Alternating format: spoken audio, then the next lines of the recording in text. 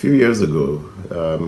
thinking deeply about African poetry and trying to understand what its position is and where it lies, and also being struck by the incredible attention that was being given to the African novel. I mean, there was a period where Nigerian novels were dominating internationally.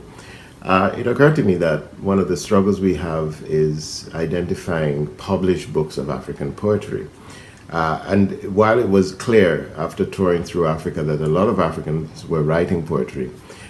what was also clear was that there was not a lot of promotion of the African poet, and there's no central place or no single place where we could say that's where you go to find books of African poetry.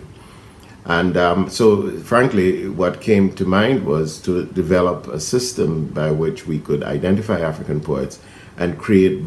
partnerships with publishers to publish African poets. At the heart of that effort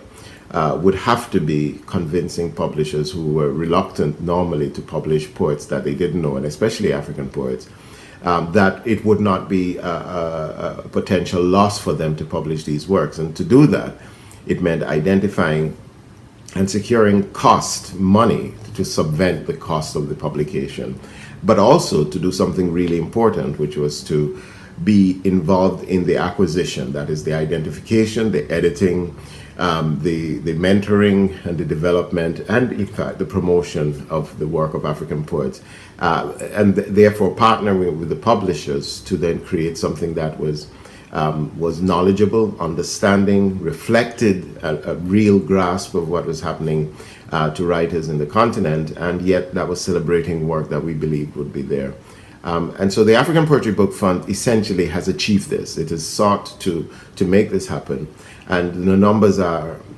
quite clear to us that within the last 3 to 4 years, we've seen the publication of almost 50 books of African poets,